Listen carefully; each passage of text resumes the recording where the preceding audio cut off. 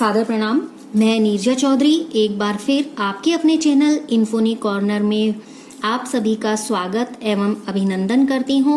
आज के वीडियो में जो हमने टॉपिक लिया है वो लिया है ऑर्गेनिक इवोल्यूशन का, क्योंकि जो थ्योरीज रिलेटेड थी वो ऑलमोस्ट हम कंप्लीट कर चुके हैं और आज से हमारा जो टॉपिक स्टार्ट हो रहा है वो कुछ ऐसा टॉपिक है जो कि एविडेंस से रिलेटेड है, यानी हम पढ़ेंगे जैव विकास को। हम अभी तक पढ़ते आए हैं कि थ्योरी के अकॉर्डिंग उस इवोल्यूशन को समझाने की कोशिश की गई कि किस तरीके से इवोल्यूशन हुआ, किस तरीके से सरल जीवों से जटिल जीवों का निर्माण हुआ। तो ये चीजों को समझाने की कोशिश की गई। आज जो टॉपिक हम स्टार्ट कर रहे हैं इसमें हम कुछ एविडेंस भी पढ़ेंगे, यानी हम पढ़ेंगे कि ऑर्गेनिक इवोल्यूशन किस तरीके से होता है। उसको पढ़ने से पहले हम ये जान लेते हैं कि जब हम ऑर्गेनिक इवोल्यूशन की बात करते हैं, जैव विकास की बात करते हैं, तो कहीं ना कहीं से इसकी शुरुआत जरूर हुई होगी। हम कोशिश ये कर रहे हैं कि जो भी हम टॉपिक पढ़ें वो कहीं ना कहीं एक कनेक्टेड लिंक के थ्रू, यानी कि जो नॉलेज लिंक्स हैं उनके थ्रू क्या हो, जब भी हम आगे टॉपिक पे जाएं तो हम कनेक्ट कर सकें। अब डायरेक्ट देखिए हम एविडेंस भी पढ़ सकते हैं, हम पढ़ लें समझात अंग, समृद्धि अंग, हम फॉसिल रिकॉर्ड्स भी देख लें, सब कुछ देख लें, लेकिन एक लिंक होना चाहिए कि ये शुरुआत एक्चुअली जो हम पढ़ रहे हैं वो हुई कहाँ से। तो बात करें कि हिस्ट्री की, यानी कि हिस्ट्री ऑफ ऑर्गेनिक इवोल्यूशन की, तो यहाँ पर एक नाम आता है एमपी डोकलीस। ठीक है, एमपी डोकलीस, ये ध्यान में रखिएगा। एक क्वेश्चन पेपर में ये मिला था तो इसलिए इसको मैं ऐड कर रही हूँ, बहुत इम्पोर्टेंट समझ लीजिए। देखिए एमपी डोकलीस क्या थे, एक दार्शनिक थे, ठीक है, फिलोसोफर थे। तो एमपी डोकलीस को ऑसबोर्न ने ये कहा था कि जो विकास की कल्पना है, वो विकास की कल्पना किसने दी थी? सबसे पहले एमपी डोकलीस ने दी थी, यानी कि इवोल्यूशन के बारे में एक इमेजिनेशन जो डेवलप किया था वो सबसे पहले किसके द्वारा कहा जाता है डेवलप हुआ था? एमपी डोकलीस के द्वारा डेवलप हुआ था। तो इसीलिए ऑसबोर्न ने इनको क्या कहा था, इनको पिता की श्रेणी में रखा था। यानी कि पिता की श्रेणी से कहने का मतलब, जैसे हम फादर ऑफ जेनेटिक्स पढ़ते हैं, फादर ऑफ जूलॉजी पढ़ते हैं, फादर ऑफ बायोलॉजी पढ़ते हैं, तो ऑसबोर्न ने ये कहा कि एमपी डोकलीस क्या हैं? विकास कल्पना के जनक हैं। विकास कल्पना के जनक, यानी कि इवोल्यूशन के बारे में इन्होंने एक कल्पना की और उसी के बाद लोगों ने आगे अपनी रिसर्चेज और थियरीज बनानी शुरू कर दी। और ये बात कब की है? ये बहुत पुरानी बात है कि ईसा से लगभग 5वीं शताब्दी से पूर्व की बात है, यानी कि 5वीं शताब्दी की आप बात लगाइए ईसा से, कि इन्होंने एमपी डोकलीस ने ये बताया था, जैसे हमने कहा फिलोसोफर है, तो उस समय सोचिए ईसा से 5वीं शताब्दी में, और ईसा पूर्व की बात हो रही है यहाँ पर, ठीक है। तो इन्होंने ये बताया था कि जो प्रकृति है, नेचर है, उसमें जो एरर्स होते हैं, यानी ऐसी स्पीशीज जो होती हैं जो त्रुटिपूर्ण होती हैं, वो त्रुटिपूर्ण स्पीशीज क्या होती हैं? मरती रहती हैं। जीव जातियों की बात हो रही है यहाँ पर, वो उनका क्या होता रहता है? विनाश होता रहता है। और ये विनाश की वजह से ही धीरे धीरे करके ये जातियां क्या हो जाती हैं? नष्ट हो जाती हैं और समाप्त हो जाती हैं। ठीक है, अब ये तो नष्ट हो गई, ये समाप्त हो गई, इनकी जगह कोई तो आएगा। तो एमपी डोकलीस ने कहा कि जो त्रुटिपूर्ण, यानी कि जिनमें एरर होते हैं, मैं इसको अगर सिंपल शब्द से कहूं तो इम्परफेक्ट आप समझ सकते हैं, कि जो इम्परफेक्ट स्पीशीज होती हैं वो इम्परफेक्ट स्पीशीज धीरे धीरे करके क्या होती हैं? नष्ट हो जाती हैं। और जब ये स्पीशीज नष्ट होती हैं तो इनकी जगह नई स्पीशीज ले लेती हैं, नई जातियां इनकी जगह पर आ जाती हैं। और ये जातियां वो जातियां होती हैं जो सुपर होती हैं या सर्वश्रेष्ठ होती हैं। जो क्या होती हैं? सर्वश्रेष्ठ होती हैं। ठीक है, अब बाद में चीजें आगे बढ़ती गई। हम अरस्तु के बारे में जानते हैं। अरस्तु ने इन चीजों को ध्यान में रखा, क्योंकि अरस्तु भी क्या थे? दार्शनिक भी थे, दार्शनिक विचार भी हैं उनके। तो यहाँ पर क्या हुआ? अरस्तु ने कहा कि जो ये कॉम्प्लेक्स, मतलब जो भी ये स्पीशीज हैं, वो स्पीशीज बहुत अलग अलग तरीके की हैं। तो अरस्तु ने इनको क्या करने की कोशिश की? अरस्तु ने इनको क्लासिफाइड करने की कोशिश की, यानी एक क्लासिफिकेशन देने की कोशिश की और इन्हें क्लासिफाइड किया वर्गीकृत किया कि अलग अलग जातियों को उनके हिसाब से अलग अलग रखा ताकि अध्ययन में सुविधा हो सके। फिर बात आती है आगे, बात यहाँ पर आगे बढ़ती है और बात करते हैं हम फ्रांसिस बेकन की। फ्रांसिस बेकन और बूफो दोनों नाम हमने सुने हैं। फ्रांसिस बेकन और बूफो ने क्या किया, ऑर्गेनिक इवोल्यूशन पे फर्दर स्टडीज की।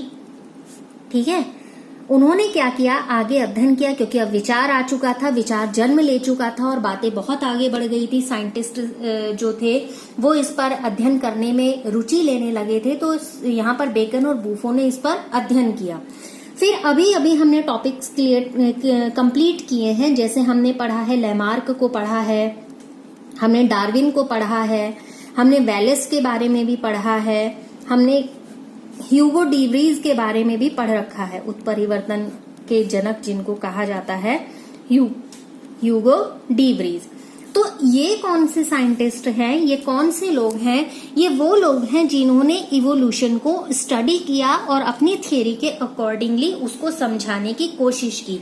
और आप जान ही रहे हैं, अभी अभी हमने डार्विन को कंप्लीट किया, तो एम्पीडोक्लिस से लेकर हम यहाँ तक पहुंच चुके जिन्होंने अलग तरीके से इवोल्यूशन को समझाने की कोशिश की। अब बात आती है यहाँ पर, अगर हमने इवोल्यूशन स्टडी की है तो इसका महत्व क्या है। हम जैव विकास को पढ़ रहे हैं, तो इस जैव विकास का या इस ऑर्गेनिक इवोल्यूशन का क्या महत्व है, क्या वैल्यू है, हम इतना क्यों इसको पढ़ रहे हैं। कई दिन हो गए इवोल्यूशन को पढ़ते पढ़ते, और ये एक ऐसी कल्पना है, रोज हम अखबारों के माध्यम से, नई रिसर्च के माध्यम से हम देखते हैं कि जो आने वाले कुछ साल हैं उन सालों में जीव जातियों का बदलता स्वरूप कैसा हो सकता है। हालांकि जो ये ऑर्गेनिक इवोल्यूशन है, हम पढ़ तो रहे हैं कि हमने कहा कि पहले जीव कैसे थे, बहुत ही ज्यादा सिंपल तरीके से थे, फिर उनमें डेवलपमेंट होता चला गया, कॉम्प्लेक्स ऑर्गेनिज्म में कन्वर्ट हो गए या न्यू स्पीशीज वहां पर बननी शुरू हुई। अब ये ऐसा तो है नहीं कि ये एक दिन की प्रक्रिया है, इस प्रक्रिया में हजारों साल लगे और वो हजारों साल के बाद ही ये किसमें कन्वर्ट हो पाए, न्यू स्पीशीज में ये कन्वर्ट हो पाए या न्यू स्पीशीज बन पाए या कॉम्प्लेक्स ऑर्गेनिज्म यहाँ पर बन पाए। ऐसा तो है नहीं सडनली आंख खुली सुबह और पता चला अरे ये तो सिंपल ऑर्गेनिज्म किसमें कन्वर्ट हो गया, कॉम्प्लेक्स ऑर्गेनिज्म में कन्वर्ट हो गया। तो जब भी हम किसी डेवलपमेंट की या यहाँ पर हम बात कर रहे हैं ऑर्गेनिक इवोल्यूशन की, तो बहुत ही स्लो होता है, और जब आपको ये दिखाई देने वाली स्थिति होती है तो उसके लिए सैकड़ों वर्षों का समय चाहिए जिसमें हम अंतर कर सकें। और बिल्कुल एक कॉम्प्लेक्स ऑर्गेनिज्म बनने की प्रक्रिया तो हजारों हजार वर्ष में पूरी होगी। ठीक है, तो क्या कहता है ये जो ऑर्गेनिक इवोल्यूशन है ये सिद्ध करता है, यानी कि जब हमने इसको पढ़ा तो हमें ये पता चला, पहली चीज हम ये जानते हैं एटमॉस्फेयर में लगातार चेंजेस होते जा रहे हैं, और जो भी एटमॉस्फेयर कंडीशंस होती हैं कंटिन्यूटी में चेंज होती रहती हैं, ये कभी भी स्टेबल नहीं रहती हैं। ठीक है, जैसे जो सुनी हुई बातें, जैसे प्रदूषण के संदर्भ में हम ले लेते हैं, कहते हैं कि कुछ मतलब 100-150 साल पहले इतना टेम्परेचर नहीं था पृथ्वी का जितना आज टेम्परेचर है, और हो सकता है आने वाले वर्षों में, जैसे कि प्रेडिक्शंस रहते हैं कि पृथ्वी का टेम्परेचर क्या होगा कंटिन्यूटी में, आप जान ही रहे हैं जलवायु सम्मेलन हो रहे हैं और पर्यावरण संरक्षण के लिए नित नए उपाय किए जा रहे हैं, तो उससे संबंधित रोज नए कुछ ना कुछ डिटेल्स आती हैं। तो हमें ये पता चलता है कि जो भी एटमॉस्फेयर है या एटमॉस्फेरिक कंडीशंस हैं वो कभी भी स्टेबल नहीं होती हैं, वो लगातार बदलती रहती हैं। ठीक है, इसी तरीके से दूसरी चीज क्या पता चली, आप सोचिए दूसरी चीज क्या पता चली। दूसरी चीज हमें पता चली स्पीशीज के बारे में। यहाँ तो हमने कंडीशन कह दिया स्टेबल नहीं है, क्या स्पीशीज स्टेबल है? नहीं है। अगर स्पीशीज स्टेबल होती तो न्यू स्पीशीज नहीं बनती। तो स्पीशीज भी स्टेबल नहीं है, स्थायी नहीं है, ये भी क्या है, टेम्पोरेरी है, परमानेंट नहीं है। इनमें भी धीरे धीरे करके परिवर्तन होता रहता है, और ये क्या करते हैं, जैसे यहाँ पे हमने कहा है कि सिंपल ऑर्गेनिज्म से किसमें कन्वर्ट हो जाते हैं, कॉम्प्लेक्स में, यानी कि बॉडी सिंपल स्ट्रक्चर से कॉम्प्लेक्स स्ट्रक्चर में कन्वर्ट हो जाती है।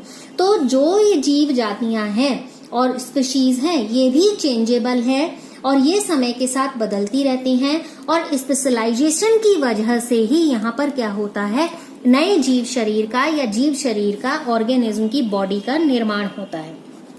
ठीक है, अब हम बड़ा सुनते हैं परिवर्तन संसार का नियम है। परिवर्तन संसार का नियम है, मात्र कहना नहीं है। परिवर्तन संसार का नियम है कहने का मतलब ये है कि हर चीज कंटिन्यू है। ठीक है, मीन्स ये कंटिन्यूअस परिवर्तन हो रहे हैं, चेंजेस हमेशा कंटिन्यूअस होते हैं। ठीक, अब अपना ही देख लीजिए, किसी दिन क्या होता है, पढ़ाने के विधि विधान में अंतर होता है, किसी दिन कुछ एग्जाम्पल्स में अंतर होता है। अगर हम अपने चैनल के ही संदर्भ में कहें, जो परिवर्तन है, जब हमने फर्स्ट वीडियो पोस्ट किया था, अपलोड किया था, तब से लेकर आज तक बहुत कुछ हमने सीखा है, बहुत चीजें हम उसमें ऐड करना भी जान गए हैं, क्वालिटी मेंटेन करने की कोशिश करते हैं। पहले कैमरा फोकस नहीं आता था, धीरे धीरे कैमरा फोकस करना सीखा। लाइट मैनेजमेंट नहीं आता था, धीरे धीरे उस हिसाब से लाइट मैनेजमेंट सीखा। बोर्ड पे पढ़ाने की व्यवस्था करनी पड़ी, एक अलग से स्टूडियो छोटा सा, हालांकि बहुत ज्यादा संसाधन नहीं है, फिर भी मेंटेन करने की कोशिश की। तो हम अगर उस वीडियो से, जो हमारा फर्स्ट वीडियो था, टिल नाउ जो आप हमारा ये वाला वीडियो देख रहे हैं, तो आप देख सकते हैं कुछ ना कुछ परिवर्तन आए हैं। अगर मैं अपने सीखने, सोचने और समझने की दृष्टि से कहूं तो ये परिवर्तन सकारात्मक है। सकारात्मक, बहुत नया नया रोज सीखने को मिलता है और बहुत पैशन भी सिखाता है और नई चीजों के साथ एडजस्टमेंट भी सिखाता है। तो यही चीज यहाँ कहना चाह रहे हैं कि जो ऑर्गेनिक इवोल्यूशन है, वो ऑर्गेनिक इवोल्यूशन कंटिन्यू है। अब हम कहें कि ये आज तक की स्थिति ये है, मे बी आज से अगला वीडियो, मतलब नेक्स्ट जो भी वीडियो होगा वो, या उसके बाद 10वें नंबर का वीडियो या 20वें नंबर का वीडियो, यहाँ पर जब हम उसे देखेंगे तो उससे हो सकता है बहुत ही ज्यादा सुधारात्मक हो। तो हम ये तो नहीं कह सकते कि जितना विकास होना था, जितना हमें चीजों को सीखना समझना था, तो वो यहीं तक आ गया। नहीं, हम रोज सीख रहे हैं और आप हमें मोटिवेट कर रहे हैं, तो इसलिए हम सीख रहे हैं। तो परिवर्तन जो है इसी तरीके से क्रम से आगे भी होते रहेंगे और ये कंटिन्यूअस है। फ्यूचर में हो सकता है इन्फोनी कॉर्नर का ही एक बहुत ही बदलता हुआ स्वरूप आप देखें। अगली बात इससे संबंधित हम करें, जो क्या सिखाता है पढ़ रहे थे, इसमें क्या है कि एक जाति दूसरी जाति में अगर बन रही है, जैसे शुरुआती तौर पर की बात करें कि हम कह रहे हैं न्यू स्पीशीज बन रही हैं, तो जो हमने यहाँ कहा कि एक दिन में बनने वाली प्रक्रिया तो थी नहीं, इसके लिए क्या हुआ, हजारों सालों का समय लगा। तो यहाँ इंटरग्रेडिंग जो होती है, अंतरक्रमण जिसको हिंदी में बोलते हैं, वो अंतरक्रमण जीवों में पाए जाने से नई जातियां तब बनती हैं। अगर ये अंतरक्रमण नहीं होगा, यानी कि इंटरग्रेडिंग नहीं होगी, तो न्यू स्पीशीज बनना भी थोड़ा सा मुश्किल होगा। ठीक, अब अगर आप कोई भी ऑर्गेनिज्म की हिस्ट्री को स्टडी करें तो आप देखेंगे हर ऑर्गेनिज्म के जो पूर्वज हैं कहीं ना कहीं एक से डेवलप हुए हैं, यानी कि सभी जीवों का विकास कैसा है, मोनोफाइलेटिक है। हिंदी में कहूं तो एक वंशी है, एक ही वंश से सभी जीवों का विकास हुआ है।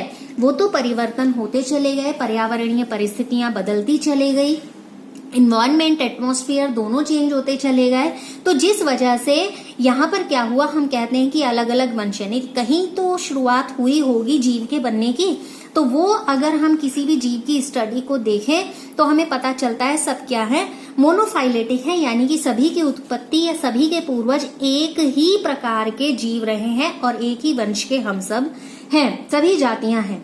ऑर्गेनिक इवोल्यूशन की बात करें तो ऑर्गेनिक इवोल्यूशन फिर से हम कहें कि हम कह रहे हैं परिवर्तन होता रहता है, ठीक है, लेकिन ये परिवर्तन कहाँ होता है? ये परिवर्तन होता है केवल लिविंग स्पीशीज में, जो भी जीवित जातियां हैं, ये इवोल्यूशन, जैव विकास हम उसमें पढ़ते हैं।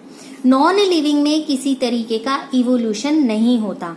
नॉन लिविंग पर यानी कि अजैव पर, सॉरी उस पे निर्जीव पर किसका प्रभाव पड़ता है? मात्र पर्यावरण का प्रभाव पड़ेगा। उस पर्यावरण के प्रभाव की वजह से कोई वस्तु काली हो सकती है, थोड़ी बड़ी हो सकती है, भुरभुरी हो सकती है। जैसे बाहर आप लकड़ी को डाल दें तो वर्षा के धूप के प्रभाव से क्या होता है, जितना उसमें पानी होता है वो सूख जाता है और लकड़ी कैसी हो जाती है, भुरभुरी सी हो जाती है।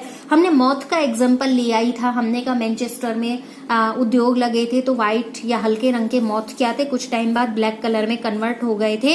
हालांकि ये एक स्पीशीज चेंज का एग्जाम्पल है जो हम मॉथ का ले रहे हैं, वो लिविंग से रिलेटेड है, लेकिन ऐसा नहीं है कि वहां और चीजों पर प्रभाव नहीं पड़ा होगा। तो जो निर्जीव पर पड़ने वाला प्रभाव है हम वो इवोल्यूशन में नहीं पढ़ते हैं, हम केवल इवोल्यूशन में क्या पढ़ते हैं, लिविंग स्पीशीज पर पड़ने वाले प्रभाव को पढ़ते हैं। जो उदाहरण अभी हमने लिया, जैसे मॉथ का हमने एक छोटा सा चेंजेस पढ़े थे कि काले मॉथ्स की संख्या बढ़ने लगी थी और हल्के रंग के मॉथ कम हो गए थे। तो ये तो था कि ऑर्गेनिक इवोल्यूशन क्या है, उसकी हिस्ट्री क्या है, उसकी इंपॉर्टेंस क्या है, हम क्यों ऑर्गेनिक इवोल्यूशन को पढ़ रहे हैं। अब ये छोटे से सेक्शन को यहीं पे समाप्त करेंगे। नेक्स्ट सेक्शन में या नेक्स्ट वीडियो में हम क्या पढ़ेंगे, हम पढ़ेंगे जो इस ऑर्गेनिक इवोल्यूशन के एविडेंस हैं उनके बारे में। एविडेंस को अलग अलग कैटेगरी में डिवाइड करके पढ़ेंगे और जिससे हमें पता चलता है कि विकास हुआ है, जीव जातियों में भी परिवर्तन हुआ है, जीवों में भी परिवर्तन हुआ है। तो नेक्स्ट सेशन में हम उन्हीं एविडेंस को पढ़ेंगे। फिलहाल आज के सेशन में इतनी ही बात करते हैं।